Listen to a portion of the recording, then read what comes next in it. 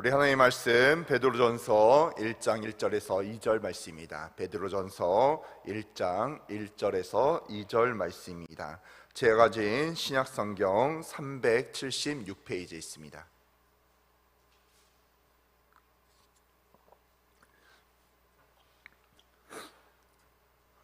오늘 하나님의 말씀 베드로전서 1장 1절에서 2절 말씀입니다. 자, 우리 다 차신 줄 알고 우리 한 목소리로 합독하도록 하겠습니다.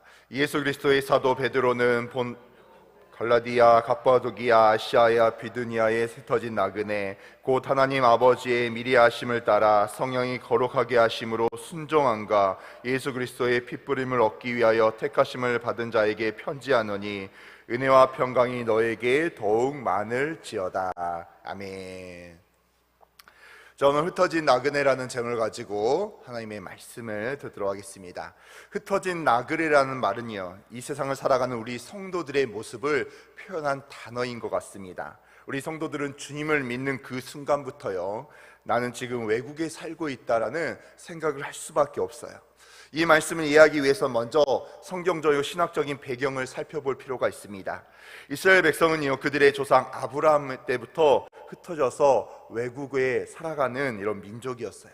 하나님께서는 아브라함에게 이렇게 명령하죠. 너는 본토 친척 아비집을 떠나 내가 지시할 땅으로 가라고 이야기합니다. 그래서 아브라함은요, 자기의 고향을 떠나서 전혀 알지 못하는 가나안 땅까지 이주해서 그에서 이제 터전을 닦고 살게 되는 거죠. 그래서 아브라함이 하란을 떠나서 가나안으로 갔고요, 가나안에서 애굽으로, 애굽에서 다시 블레셋으로, 블레셋에서 부엘세바, 헤브론으로 계속 이동하는 삶을 살아가게 됩니다. 이처럼 그의 조상이 유랑 생활을 하자 그의 자손도요, 유랑 생활하면서 주 70년에 로마의 티토스 장군에 의해서 1900년 동안 흩어져 살았던 민족이 바로 이스라엘 민족이었어요. 이스라엘의 이 유랑 생활은요, 신약에서 하나님의 백성으로 살고 있는 우리 성도들의 삶과 전혀 무관하지 않습니다. 그래서 베드로는 베드로 전서를 기록하며 서두에 당시 하나님을 믿어서 성도가 된 사람들을 향하여 본토 갈라디아, 갑바도기아, 아시아와 비두니아에 흩어진 나그네라고 이렇게 기록하면서 이렇게 베드로 전서를 시작하고 있죠.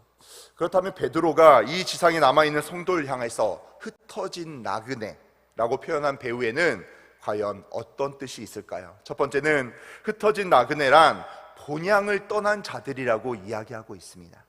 이런 사람이 본향이 있다는 것을 전제로 하는 것이죠. 유대 민족은요, 실향 민족이나 망향의 민족이 아니었습니다. 고국을 잃어버린 열망으로 1900년을 살아오면서 계속 예루살렘을 바라보는 삶이 바로 이스라엘 민족이었다는 거예요.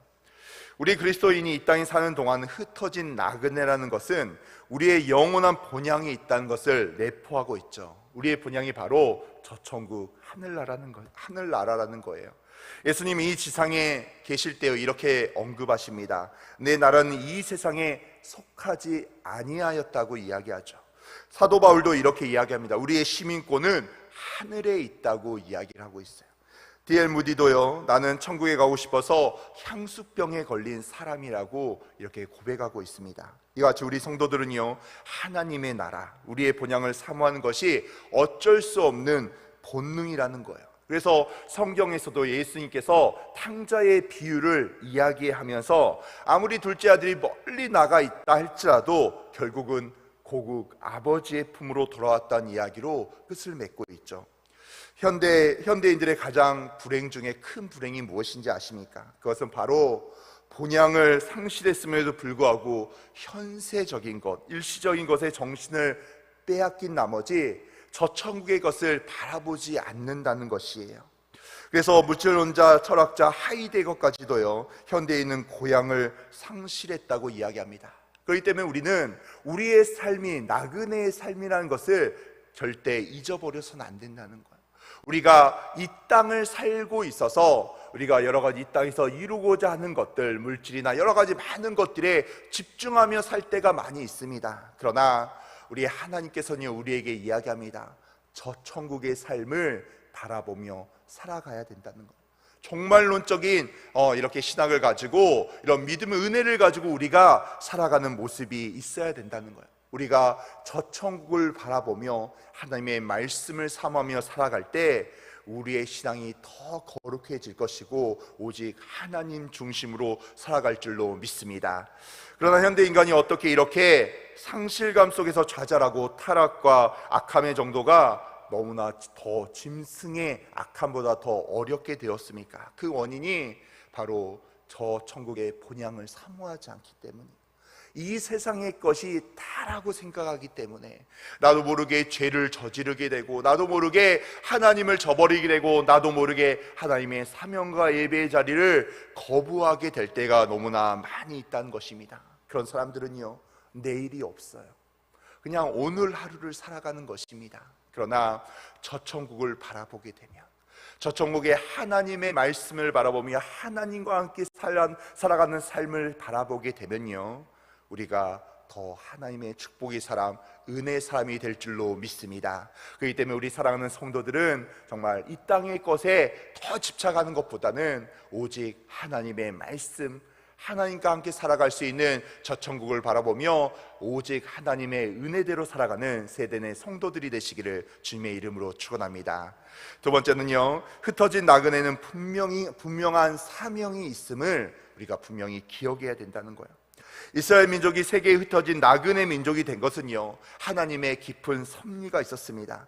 그것은 그들을 통하여 하나님의 뜻을, 하나님의 말씀을 전 세계에 전하고 온 세상 사람으로 하여금 하나님께로 돌아오게 하는 그런 사명이 있었다는 거예요.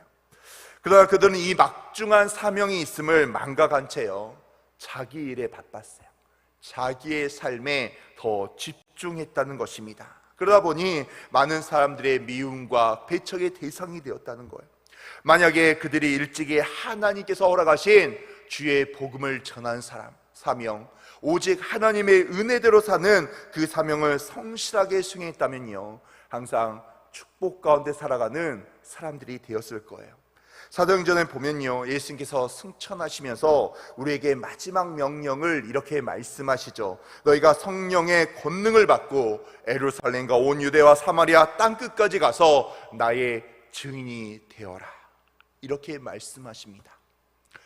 우리가 새생명 전도 축제 가운데 있죠. 복음을 전하기 위해서 최선을 다하고 있습니다. 우리가 왜 그렇습니까? 어떤 이들은 이런 이야기를 해요. 우리가 예배 가운데 거하며 말씀을 사모하며 우리가 기도하며 하나님 중심으로 살아가는 게 가장 중요한 것 아닙니까? 이렇게 이야기할 때가 있어요. 그런데요, 우리가 하나님께서 우리를 불러주시고 우리를 축복하신 이유 중에 하나가 바로 이 마지막 지상 명령 가운데 충성하기 위해서라는 거예요. 우리가 하나님의 은혜 가운데 거하며 하나님께서는 그 은혜를 가지고 세상 가운데 주의 복음을 전하라는 것입니다. 그렇기 때문에 우리가 새생명 전도 축제 때 우리 교회가 온 교인이 나아가서 주의 복음을 전하자는 거예요. 이제 올해도 얼마 기회가 남지 않았어요. 이제 정말 1, 2, 3차 총동원주일 마무리될 때까지 5주의 시간이 남았습니다. 하나님께서는 우리에게 다시 한번 이 지상 명령을 이야기해요. 내가 너를 만나주신 이유, 널 구원하신 이유, 그리고 너에게 은혜를 더한 이유가 바로 주의 복음을 전하며 땅끝까지 내가 주의 복음을 들고 많은 이들을 구원해야 될 줄로 믿습니다. 정말로 우리가 사도행전 말씀에도 바로 이런 말씀이 있는 거예요. 그런데 이들은요, 많은 초대교회에 많은 은혜의 사람이 있음에도 불구하고요, 그 안에서 자기들끼리만 안에서 모임을 갖고 분쟁이 일어날 때가 있었습니다. 이때 초대교회에 불어닥친 것이 무엇인지 아십니까? 환난과 핍박이었다는 거예요. 만약에 예수님의 명령에 처음부터 순종하여 흩어져서 주의 복음을 전하며 사명 가운데 거했다면요, 초대교회의 첫 번째 순교자인 스데반 집사는 어쩌면 죽지 않았을 수도 있어요. 스데반 집사가 순교한 다음에 예루살렘에 어떤 일이 일어났습니까? 사도행전 8장 1절에는요 그 일이 정확하게 기록되어 있어요. 그날에 예루살렘에 있는 교회에 큰 핍박이 나서 사도 외에는 다 유다와 사마리아 모든 땅으로 흩어지니라, 이렇게 이야기합니다. 여기서 우리는 큰 핍박이란 단어와 유대와 사마리아 다 흩어진다는 단어에 우리가 집중할 필요가 있어요. 얼마나 큰 핍박이었습니까?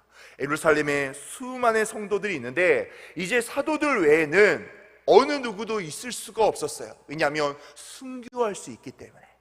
도망쳐서 막 흩어지기 시작합니다. 그들이 어디로 흩어졌습니까? 바로 예수님께서 예루살렘 다음으로 복음을 이렇게 짊어지고 갈 온 유대와 사마리아 땅끝으로 그들이 도망치기 시작합니다. 그런데 그들이 도망치면서 어떤 일을 하신지 아십니까? 주의 복음을 전하면서 도망치기 시작하는 거예요. 왜요? 은혜가 있기 때문에. 하나님의 말씀이 있고 하나님의 사명이 있기 때문에요. 그들이 도망치고 목숨의 경각이 있어서 도망치고 또 도망치고 또 도망치고 있는데, 도망치는 과정 가운데 그냥 도망치는 게 아니라, 목숨을 부지하는 것이 아니라 만나는 사람마다 복음을 전하고 또 복음을 전하고 또 복음을 전했다는 거예요.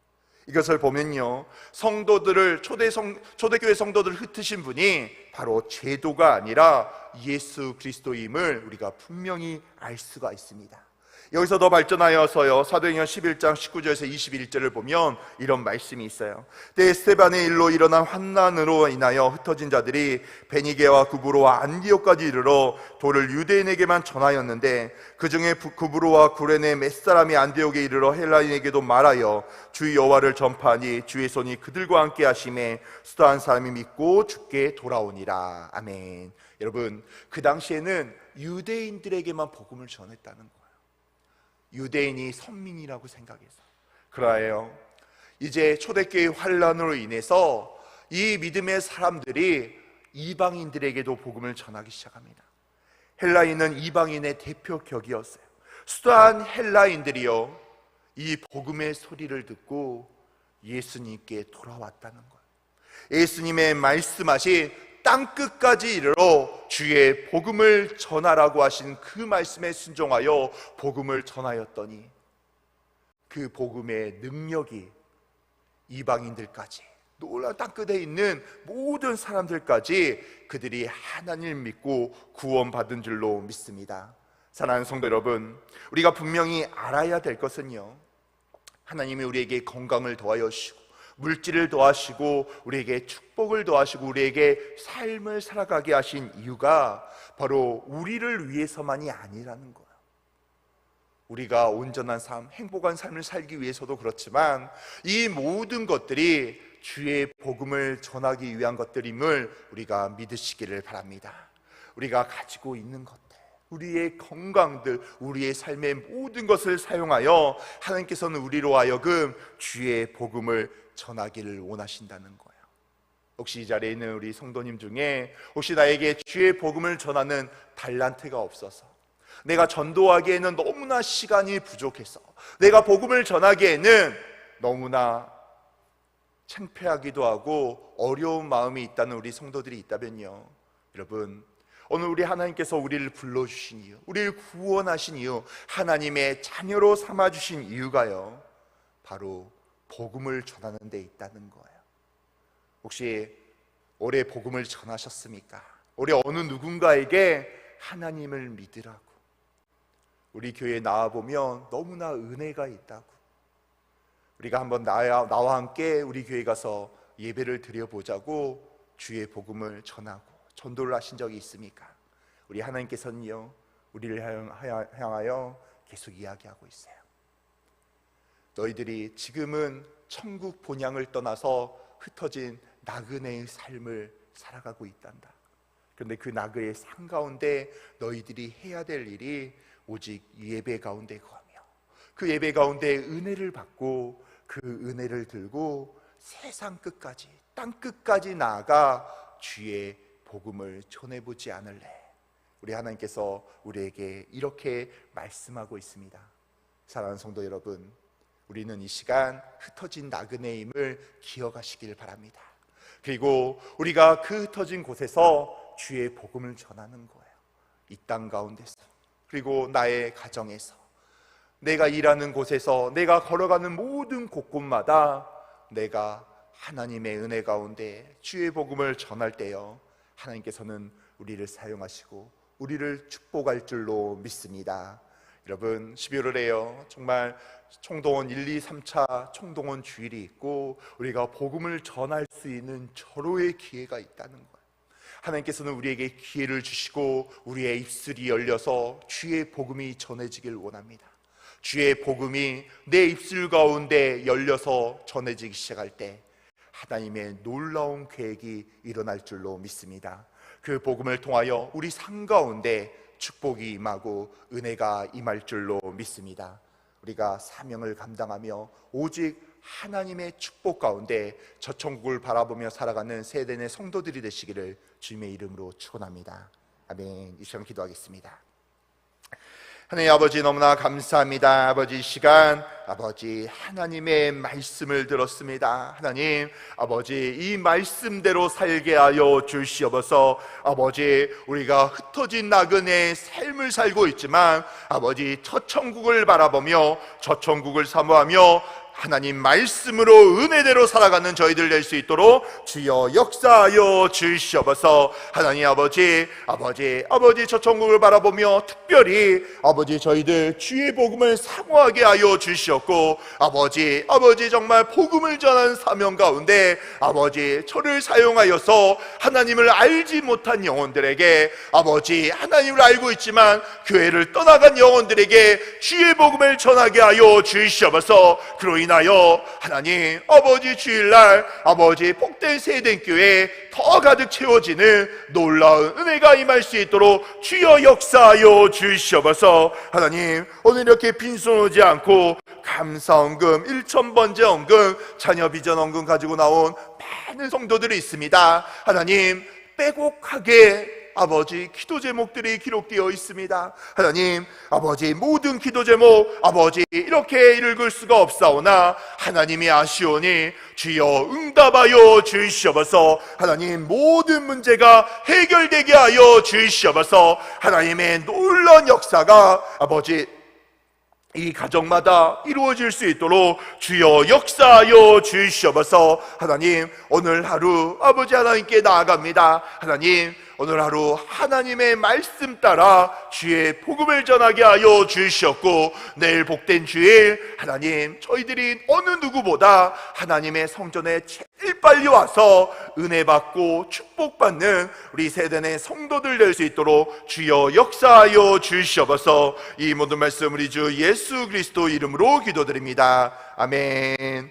하늘에 계신 우리 아버지여, 이름이 그렇게 여김을 받으시오며 나라의 임하옵시며 뜻이 하늘에서 이루어지는 것 같이 땅에서도 이루어지리이다. 오늘날 우리에게 일용할 양식을 주옵시고 우리가 우리에게 죄 지은 자를 사하여 준 것 같이 우리의 죄를 사하여 주옵시고 우리를 시험에 들게 하지 마시옵고 다만 악에서 구하옵소서. 대개 나라와 권세와 영광이 아버지께 영원히 있사옵나이다. 아멘. 우리 이 시간 하나님께 간절히 기도하기를 원합니다. 이 시간 우리 먼저 우리 사랑하는 담임 목사님 위해서 기도하기를 원합니다. 하나님 아버지 우리 담임 목사님을 주여 축복하여 주시옵소서.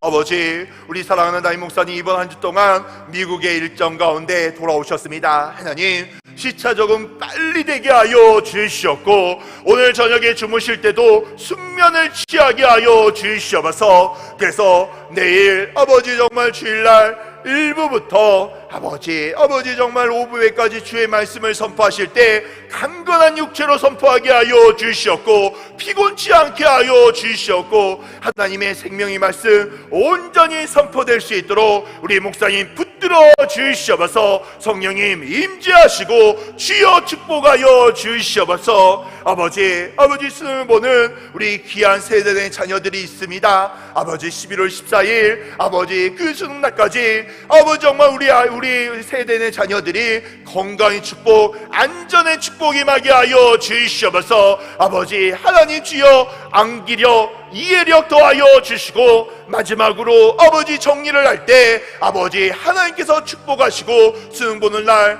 아버지 모의고사 봤던 모든 성적보다 최고의 성적 나올 수 있도록 주여 은혜를 더하여 주시옵소서. 그들이 원하는 대학에 입학할 수 있도록 하나님 책임져 주시고 은혜를 더하여 주시옵소서. 하나님 아버지 11월이 되었습니다. 이제 새생명 전도 축제 마지막 아버지 달이 나왔습니다. 하나님 최선을 다하여 우리가 주의 복음 전하게 하여 주시옵소서. 1교구부터 28교구에 이르기까지 아버지 전도의 열매 맺을 수 있도록 주여 함께하여 주시옵소서. 하나님 내일은 청년부가 1차 총동원 주일로 드립니다. 하나님 아버지 사부 예배 가득 채워질 수 있도록 하나님께서 책임져 주시고 은혜를 더하여 주시옵소서. 아버지 이 시간 우리의 기도 제목 간절히 하나님께 믿음으로 기도하오니 아버지 응답하여 주시옵소서. 문제가 해결되게 하여 주시옵소서. 문제를 통하여 하나님께 더 가까이 나아가는 우리 세대 내 성도들 될 수 있도록 주여 함께하여 주시옵소서. 이 시간 주여 외치고 간절히 기도드리길 원합니다. 주여 주여 주여.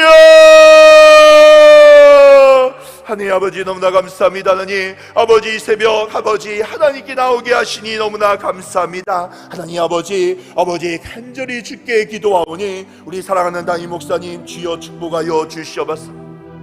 아버지 은혜를 더하여 주시옵소서. 아버지 하나님의 축복의 은혜 가운데 거할 수 있도록 주여 역사하여 주시옵소서. 하나님 아버지 우리 목사님 아버지 미국 일정 가운데 돌아오셨습니다. 시차장은 되게 하여 주시고 하나님의 축복과 은혜 가운데 거할 수 있도록 주여 은혜를 더하여 주시옵소서. 하나님 내일 1부부터 5부까지 하나님의 말씀 선포하실 때 강건한 아버지 육체를 도와여 주시고 은혜 말씀 선포할 수 있도록 주여 함께하여 주시옵소서. 아버지 수능을 보는 우리 귀한 하나님의 자녀들이 있습니다.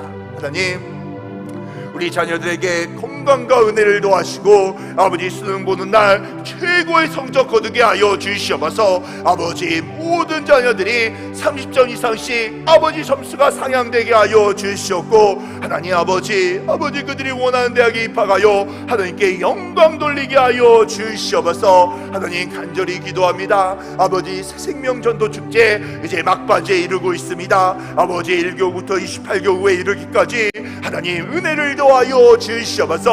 아버지 열매 맺게 하여 주시옵소서. 오늘도 모든 교구가 아버지 토요노방에 나가서 주의 복음을 전합니다. 하나님 인지하시고 축복하여 주시고 아버지 내일 주일 많은 새가족들이 몰려들어 아버지 하나님께 같이 예배드리며 축복받을 수 있도록 은혜를 더하여 주시옵소서. 아버지 내일 4부는 아버지 청년부가 아버지 1차 총동원 주일로 하나님께 들려드립니다. 아버지 비하에 와서 간증할 때 아버지 성전이 가득 채워지게 하여 주시고 아버지 많은 청년들이 전도되어 아버지 예배당을 가득 채우는 기적의 역사가 일어나게 하여 주시옵소서. 아버지 시간 우리의 문제를 놓고 하나님께 간절히 믿음으로 기도합니다. 하나님 아버지 자녀의 문제, 아버지 질환의 문제, 물질의 문제, 아버지 남편 아버지 그리고 여러가지 아버지 나의 문제를 가지고 하나님께 나왔습니다. 간절히 믿음으로 기도하오니 응답하여 주시옵소서.